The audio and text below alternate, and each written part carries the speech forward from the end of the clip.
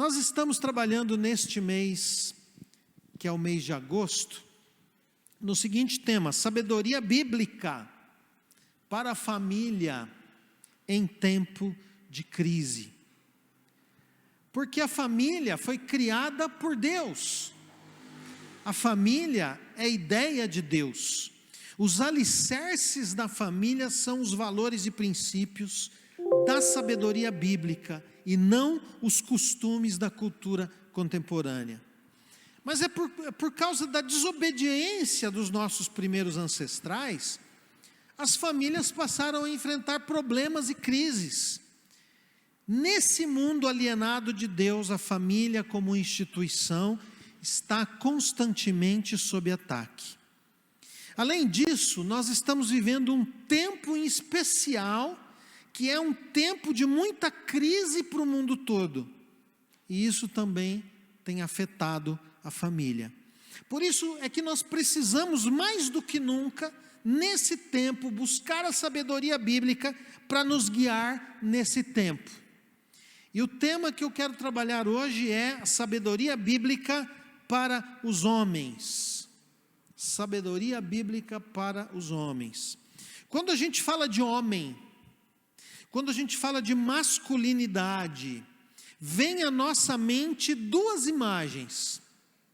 Primeira, aqueles homens omissos, irresponsáveis, que são frágeis demais, que não têm força para orientar sua família, para cuidar da sua família, para dar uma direção para a sua família. Homens omissos, homens que não assumem as suas responsabilidades, homens que não sabem cuidar de si mesmos e não sabem cuidar das suas famílias. Uma segunda imagem que pode vir à nossa mente são os homens autoritários, abusivos, violentos, que confundem liderança com autoritarismo. E nesse tempo nós precisamos pensar sobre isso, porque nenhum desses modelos é o modelo da sabedoria bíblica. O modelo da sabedoria bíblica não é o homem irresponsável, não é o homem que negligencia a esposa e os filhos, e não é o homem abusivo, violento, autoritário, que confunde liderança com autoritarismo. Além disso, nós vivemos um tempo de polarização, e em que falar sobre homem, mulher e família geralmente gera polêmica. Por quê? Porque as opiniões são muito diferentes. E por que as opiniões são muito diferentes? Porque as pessoas estão olhando para a vida com óculos de cores diferentes. Quando você vai conversar com uma pessoa, por que ela às vezes discorda tanto dos valores e princípios da sabedoria bíblica? Porque a pessoa tem um óculos diferente do seu. Como que nós vamos entender isso? Eu começo com uma pergunta: qual é a cor dos seus óculos? Qual é a cor dos seus óculos? Qual é a cor dos óculos com que você tem olhado para este mundo? Qual é a cor dos óculos com os quais você tem contemplado a realidade ao seu redor? Qual é a cor dos seus óculos? Talvez você tenha os óculos do secularismo. Muitas pessoas usam os óculos do secularismo. E como é que usar os óculos do secularismo? As pessoas que têm uma mente secularizada, elas pensam na vida de uma maneira muito particular. E quando nós pensamos em secularismo, isso tem a ver, quando nós pensamos em usar óculos para enxergar a realidade, isso tem a ver com a maneira como nós entendemos o universo. O entendimento que a gente tem do que é o universo é o ponto de partida para a gente entender quais os óculos que uma pessoa usa. E eu uso essa metáfora porque, por exemplo, se você põe um óculos de lente azul, tudo que você enxerga vai ser azul. Se você põe um óculos de lente amarela, tudo que você enxerga vai ter a cor amarela. E a visualização, o entendimento da vida é mais ou menos assim como quem usa um óculos. Então, uma pessoa que está usando os óculos do secularismo, para ela, o universo é uma explosão. O universo teve origem numa explosão, que a partir de um único ponto, tudo que existe veio a existir. E a partir desse pensamento, a ideia é o seguinte: qual é a origem do universo? E a pessoa que usa o óculos do secularismo, ela diz: o universo é a obra do acaso. Teve uma explosão. Por que aconteceu essa explosão? Por acaso. E Deus? Deus está fora da vida. Deus não tem nada a ver com isso. Uma pessoa que tem uma mente secularizada, muitas vezes não acredita na existência de Deus, mas outras vezes até acredita na existência de um Deus, mas não atribui a Deus a origem do universo. Então, se o universo é fruto de uma explosão, que é obra do acaso, o que é o ser humano? Para quem usa o óculos da visão secularista, o ser humano é um animal que evoluiu de uma célula. Nós poderíamos dizer, uma ameba que deu certo. É o homem. E se o homem é um animal, o que é então a história? Bom, a história é o seguinte: eu tenho aí alguns anos de vida, eu tenho aí pelo menos 80 anos de vida, e eu tenho que viver o melhor que eu puder, para poder aproveitar esse pequeno tempo de vida. Então a história é o homem tentando aproveitar a vida, tentando levar vantagem na vida, para poder desfrutar de bons momentos. Por quê? Porque morreu, acabou. A nossa existência está resumida apenas aos anos da nossa vida. Então, nessa concepção, usando esses óculos do secularismo, o que é a história? Aliás, o que é o trabalho? O trabalho é o seguinte: eu preciso do trabalho para ganhar dinheiro, para poder aproveitar a vida, para poder desfrutar a vida. E a família? Bom, a família é uma opção. A família é se valer a pena. Se a família me proporcionar bons momentos, se a família me ajuda a desfrutar a vida, tudo bem. Mas se não tiver as coisas muito bem com a família, e não valer a pena, é melhor eu me desfazer dela. Porque afinal, eu tenho tão pouco tempo de vida para aproveitar essa vida, porque morreu, acabou. Essa é a visão de quem usa os óculos do secularismo.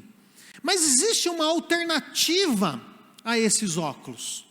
E a alternativa é os óculos, ou são os óculos da sabedoria bíblica. E o que a gente pode aprender sobre os óculos da sabedoria bíblica? A sabedoria bíblica diz o seguinte: o universo não é obra do acaso. O universo é uma criação intencional de um Deus todo-poderoso e amoroso. E se o universo é obra de Deus, o que é o ser humano? O ser humano é diferente dos animais. O ser humano não é apenas um animal melhor que os outros, mais inteligente que os outros. O ser humano foi criado à imagem e semelhança desse Criador. E a história? A história é o espaço em que Deus está trabalhando para resgatar todas as coisas ao seu estado perfeito, ao estado perfeito que havia no início, quando Deus criou todas as coisas e disse que tudo o que Ele criou era bom. Mas o que aconteceu? O homem decidiu virar as costas para o Criador. Os nossos antigos antepassados preferiram viver uma vida independentemente do Criador. Eles rejeitaram o Criador, e o resultado disso é que o mundo está nessa situação que está. O resultado disso é que há destruição da natureza, ganância, pobreza, fome, doenças. O mundo está um caos. E por que o mundo está um caos? Porque o homem que foi criado à imagem e semelhança do seu Criador, virou as costas para o seu Criador e decidiu conduzir a história da sua própria maneira, segundo o seu próprio coração. Sendo assim, o que é o trabalho? O trabalho não é apenas algo desagradável que eu preciso para poder conseguir dinheiro para desfrutar a vida. Nessa cosmovisão, o trabalho é o espaço da minha vocação. O trabalho é o local onde eu coopero com o Criador na restauração desse mundo. No meu trabalho, eu estou não apenas ganhando o meu sustento, mas estou agindo nesse mundo para abençoar pessoas e para, através do meu trabalho, construir um mundo melhor. E nessa visão da sabedoria bíblica, o que é a família? A família é o plano de Deus. E a família foi criada por Deus antes dos nossos primeiros pais pecarem. A família veio antes do pecado. E a família é o espaço aonde Deus nos ensina a amar. A família é o espaço onde Deus nos ensina a amar, a perdoar e a crescer rumo à maturidade. A família é o espaço onde nós podemos semear a verdadeira história no coração das futuras gerações. A família é um local onde nós cooperamos com Deus na criação de um mundo melhor. Quando nós ensinamos bons princípios e bons valores para os nossos filhos, e quando nós transmitimos aos nossos filhos a visão da sabedoria bíblica, de que o mundo foi criado por alguém, que existe um Criador. Porque se não existe um Criador e o homem é apenas um animal, isso afeta a nossa ética. Por quê? Porque se não existe Deus, eu não tenho que prestar contas da minha vida. Se eu praticar o mal, eu tenho apenas que tomar cuidado para a lei não me alcançar. Mas a lei dos homens, você sabe, ela é muito falha. A justiça dos homens, muitas vezes, ela é injusta. E em toda a história da humanidade foi assim. Mas se existe um Criador, você não vive apenas para escapar da justiça. Você vive sabendo que você tem que prestar contas ao seu Criador. E esse Criador é um Deus amoroso, é um Deus que ama você. E se você ama esse Deus de volta, você não quer ofendê-lo, você não quer desagradá-lo, você não quer fazer coisas que sejam contrárias à vontade dEle, porque você o ama.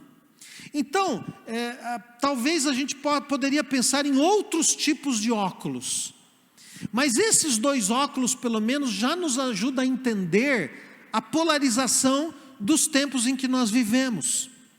Alguns, porque enxergam a vida sem Deus e todas as coisas são obras do acaso, essas pessoas têm um tipo de ética.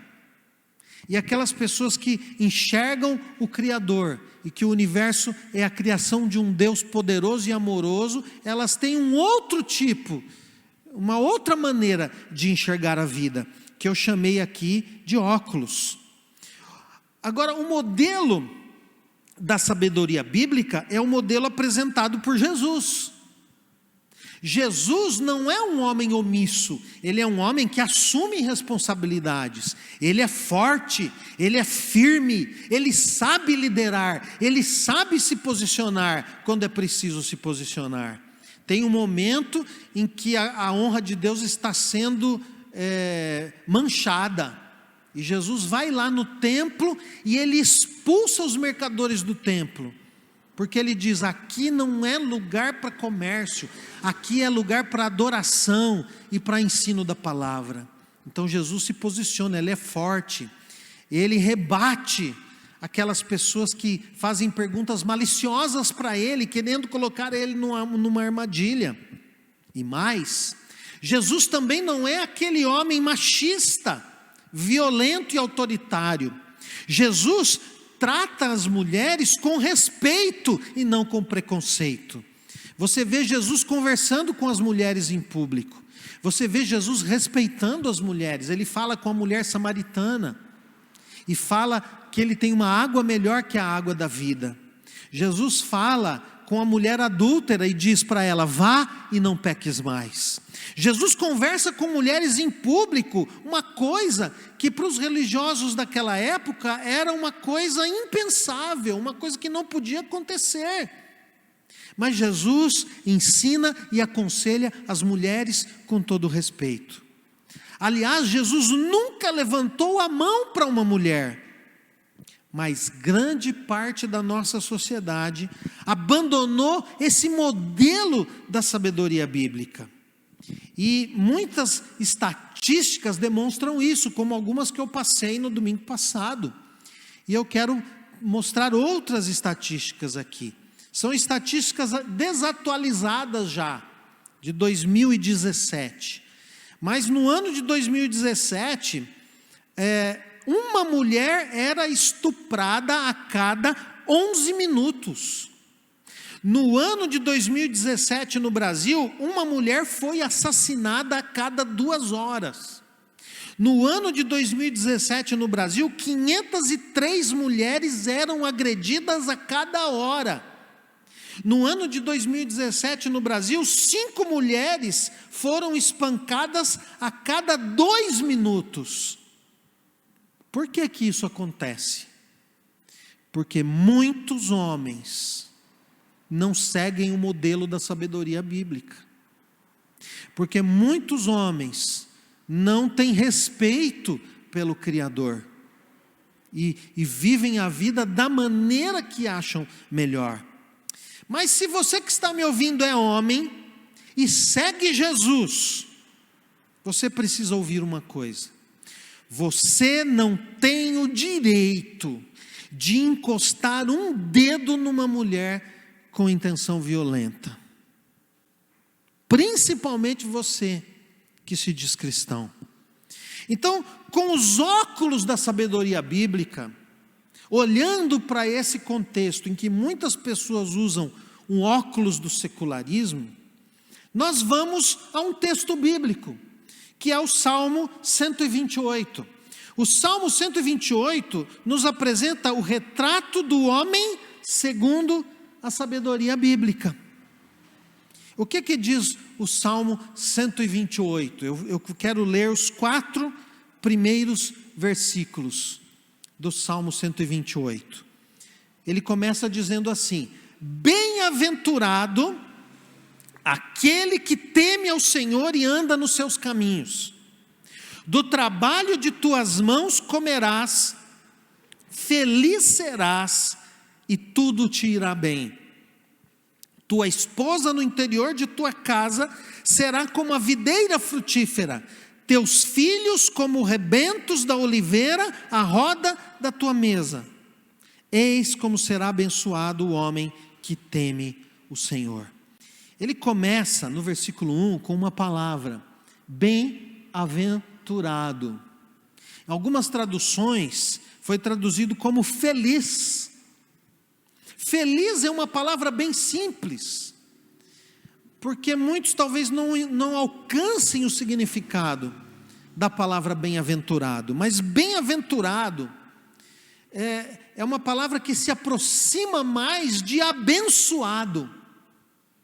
Muito mais de abençoado do que feliz. Porque feliz é um sentimento, mas abençoado é uma condição de uma pessoa que recebeu de Deus a bênção.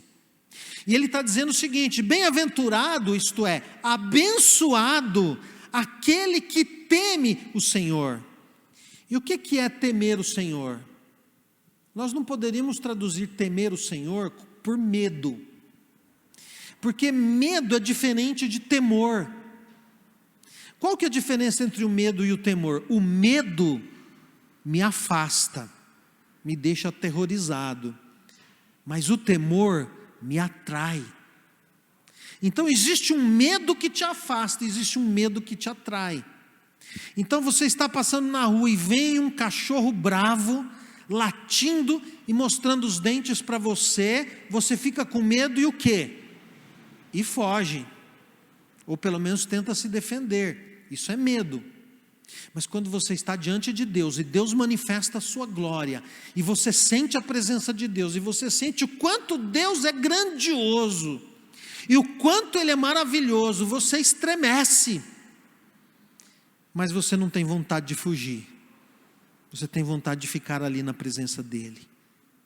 A Bíblia conta o relato de vários homens que tiveram experiências fantásticas de encontro com a glória de Deus, e esses homens não aguentaram ficar em pé, as pernas bambearam, alguns caíram de cara no chão, tão abalados eles ficaram com a presença gloriosa de Deus, mas eles não tiveram vontade de sair correndo. Por quê? Porque o temor atrai. Então nós poderíamos traduzir temor por um conjunto de palavras somadas, que seria reverência, amor, respeito, gratidão e honra.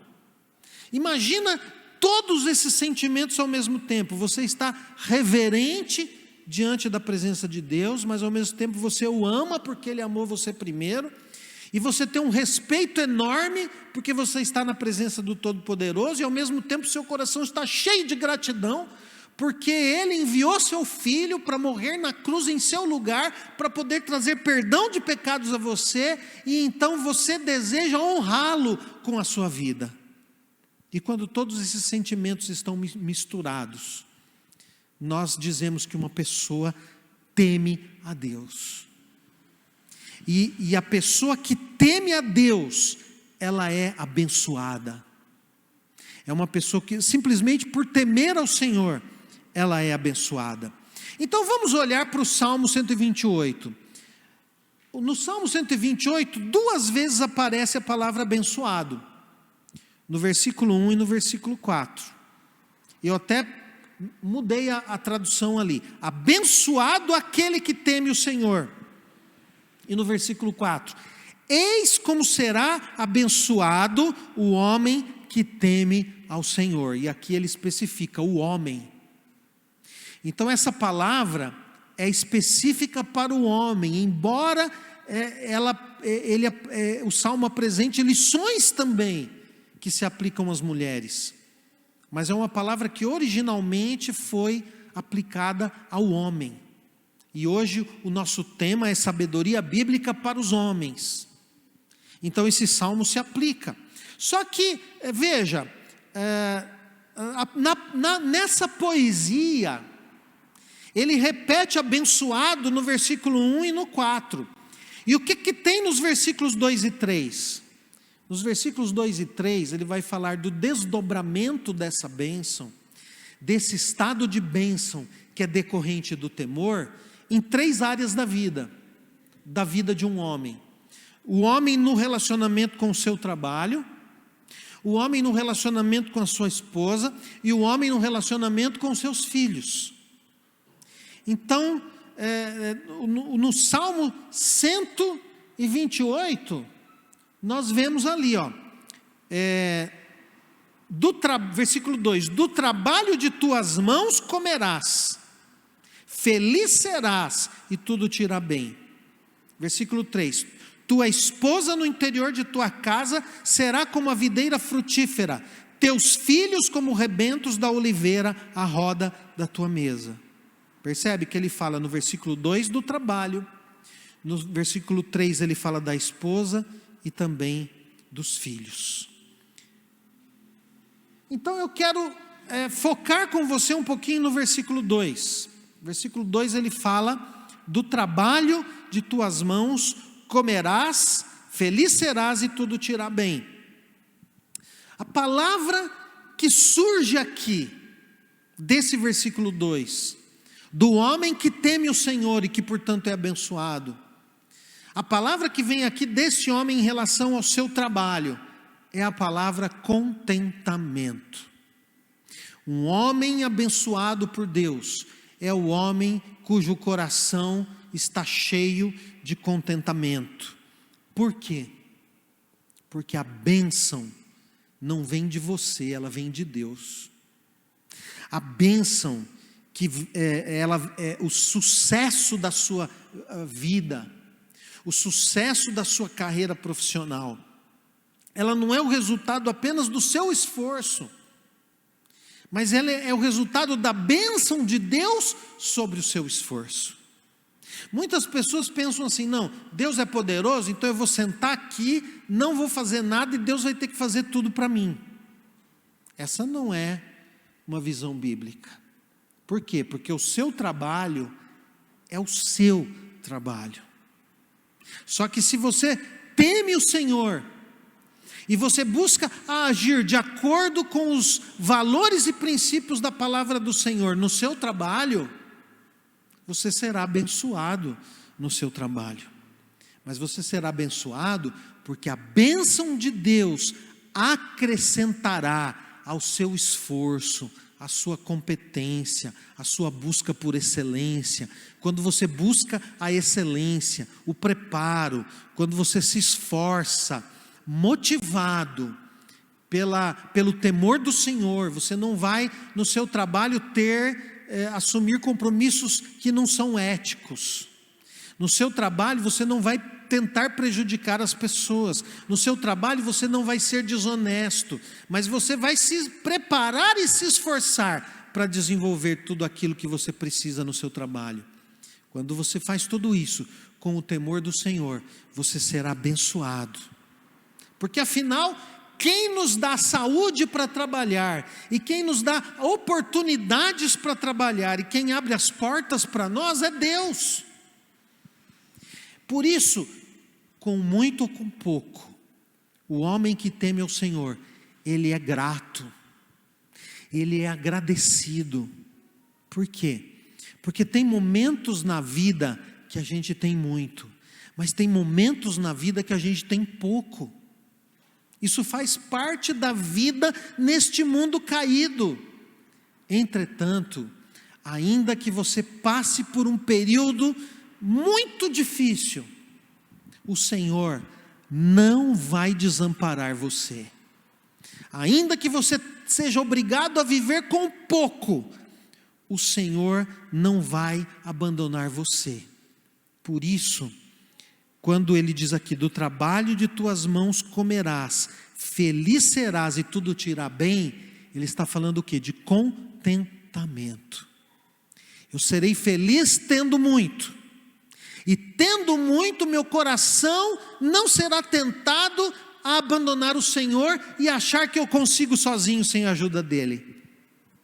E quando eu tiver pouco, eu vou agradecer ao Senhor, porque o pouco é a oportunidade dele demonstrar o amor e o cuidado dele com a minha vida.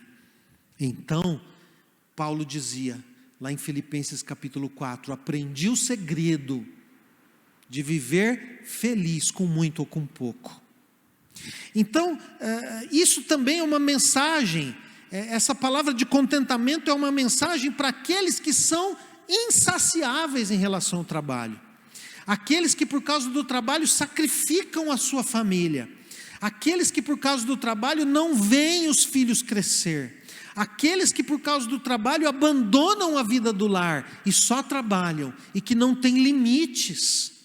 E trabalham segunda, terça, quarta, quinta, sexta, sábado estão trabalhando, domingo estão trabalhando, e quando há uma oportunidade para estar com a família, o que a pessoa diz? Ela diz: não, espera um pouco que eu preciso acabar esse trabalho aqui.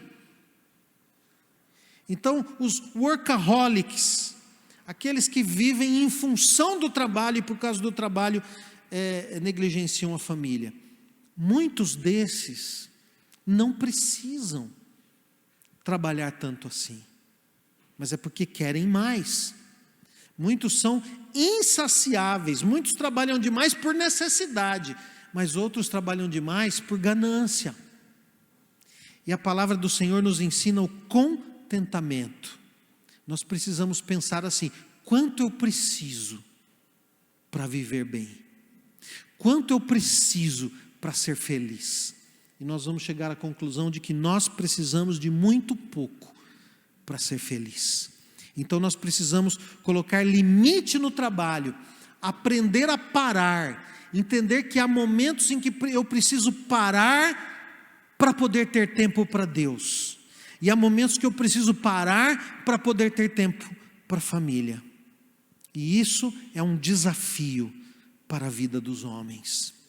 Então a palavra contentamento, nos momentos em que eu tenho muito ou que eu tenho pouco, eu me alegro no Senhor, porque Deus cuida da minha vida e da minha família. Uma segunda palavra que chama a nossa atenção aqui, no versículo 3, é a palavra alegria. Alegria. Tua esposa no interior de tua casa será como a videira frutífera.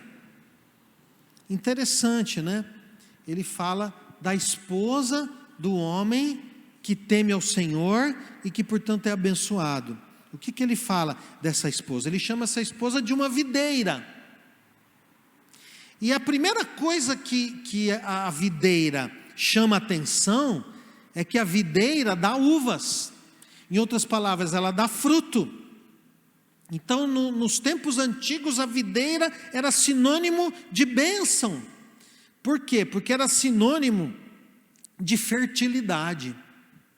E naquelas culturas antigas, ter muitos filhos era considerado uma bênção.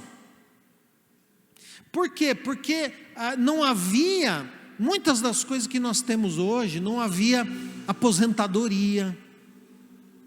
Uma pessoa, se ela não quisesse mendigar na sua velhice, ela precisava ter muitos filhos, porque os filhos ajudariam a cuidar da terra, e os filhos então seriam responsáveis por cuidar dos pais na sua velhice.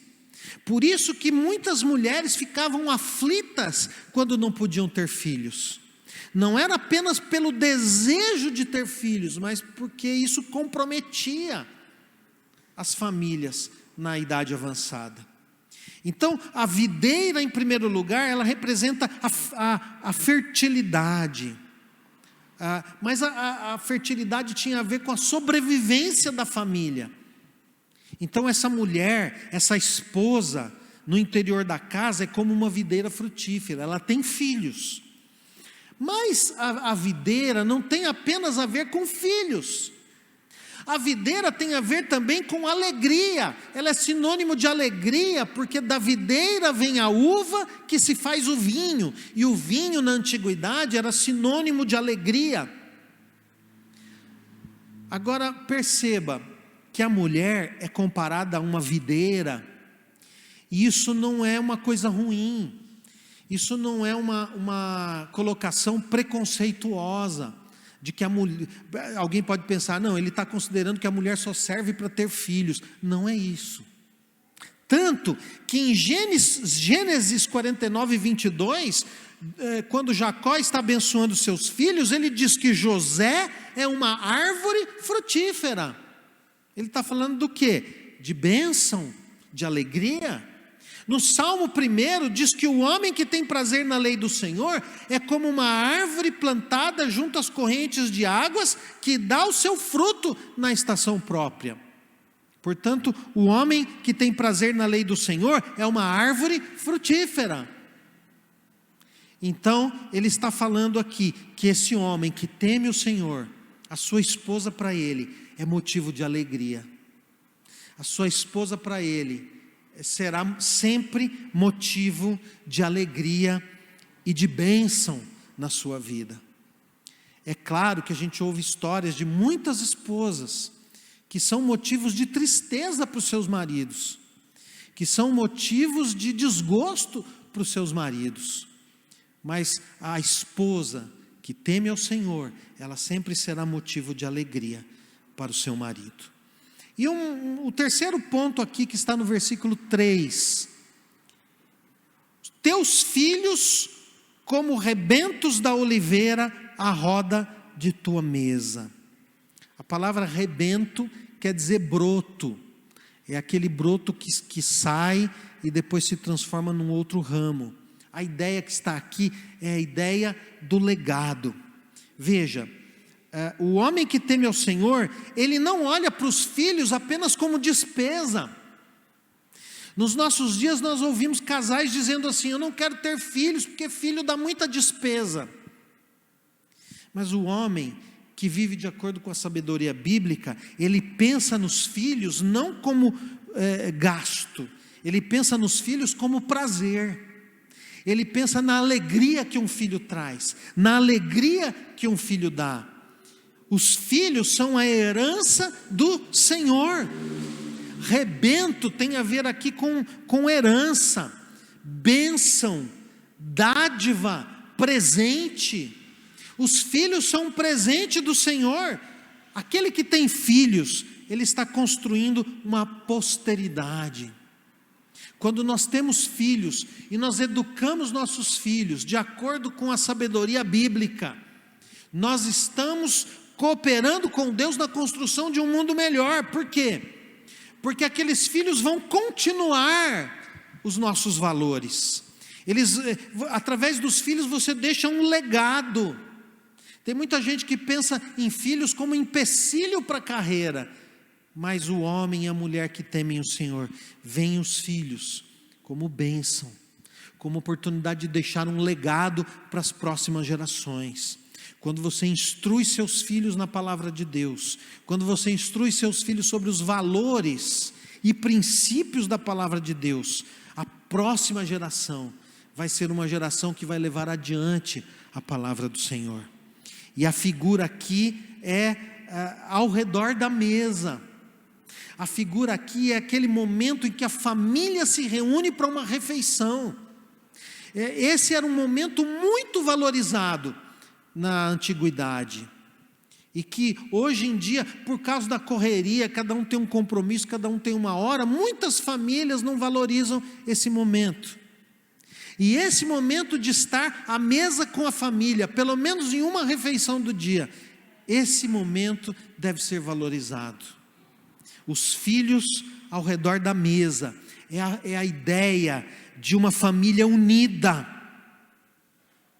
de uma família que é unida, porque os pais investiram tempo nos seus filhos, porque esse homem que teme ao Senhor, ele gastou tempo para conversar com seu filho, ele gastou tempo para perguntar como foi a escola, o que ele aprendeu, como que está a situação dele com os amigos, se ele está trabalhando, como é que está lá no trabalho. São pais que se importam com a vida dos filhos, que estão presentes em momentos importantes da vida dos filhos, que abriram mão muitas vezes do seu trabalho para poder estar com os filhos em momentos importantes. Então, a ideia é que essa família ao redor da mesa é uma família unida, é uma família que está em comunhão, e isso é muito valorizado pela sabedoria bíblica. E eu queria concluir perguntando para você que é homem, especialmente para você que é homem. É claro que essa palavra, ela traz lições para homens e mulheres, mas especialmente para você que é homem, a pergunta que eu faço é: o que é a vida para você? Quais óculos você vai colocar? Você vai colocar os óculos do secularismo, que dizem que o homem é só um animal, que não existe Criador, que todas as coisas são obras do acaso? Ou você vai pegar os óculos da sabedoria bíblica, que diz que há um Criador, e esse Criador mostra para a gente o que é bom? Ao que você vai dar valor nessa sua jornada pela vida? Quais serão as suas prioridades? Para quem ou para que você vai viver? Qual é o lugar que a sabedoria bíblica vai ocupar na sua vida e na sua família?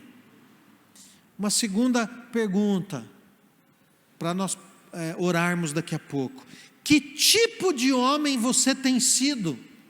Você que é homem, será que você tem sido um homem omisso? Um homem que deixa a sua esposa desesperada porque você não faz o que precisa, porque você não resolve o que precisa, porque você negligencia a sua família. Ou você tem sido um homem irresponsável, um homem que não cumpre com o seu papel.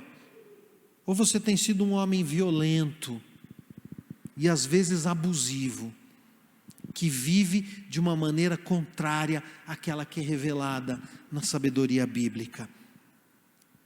E uma terceira pergunta: que tipo de homem você quer ser?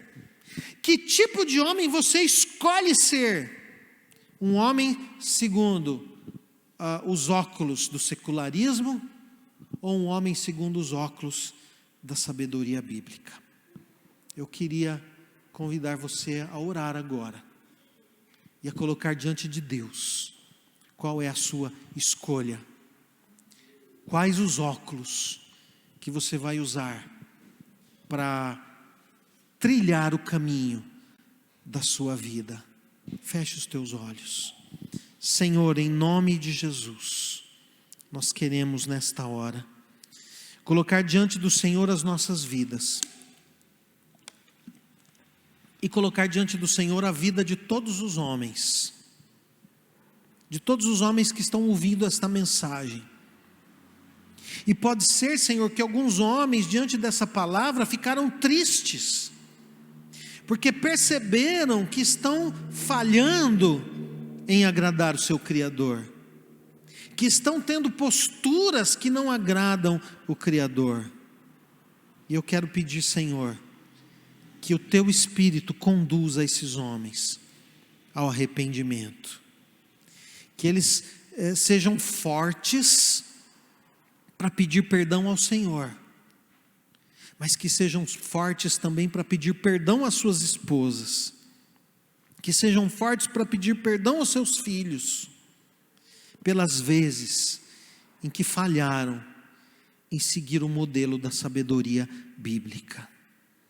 Senhor, aqueles homens que estão tentando, que estão se esforçando para agradar o Senhor e honrar o Senhor, eu quero pedir que o Senhor os fortaleça ainda mais e lhes dê a capacidade de fazer ainda melhor tudo aquilo que estão fazendo.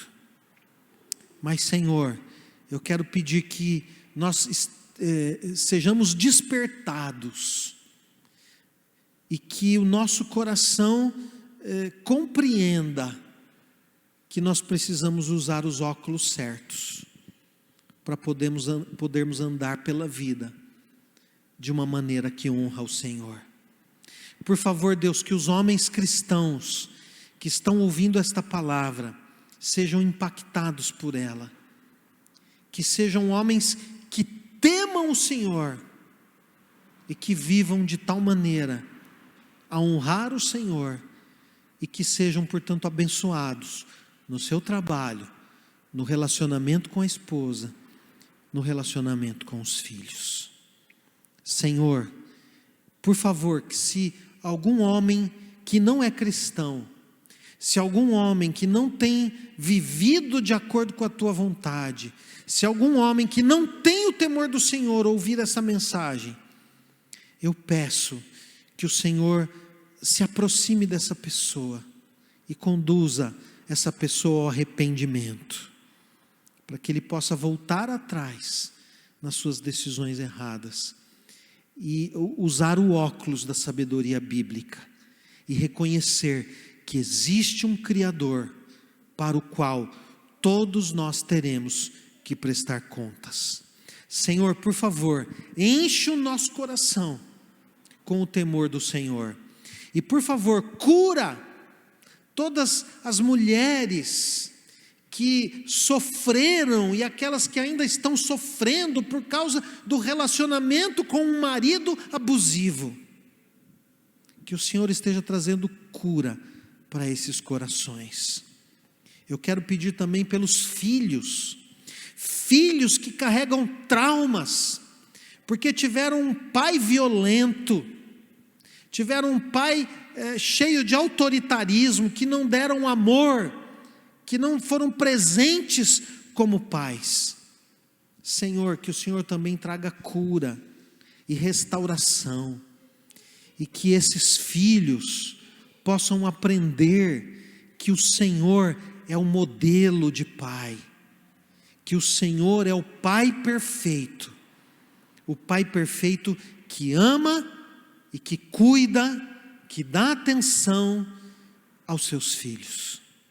Nós te pedimos isso em nome do Senhor Jesus. Amém. Amém.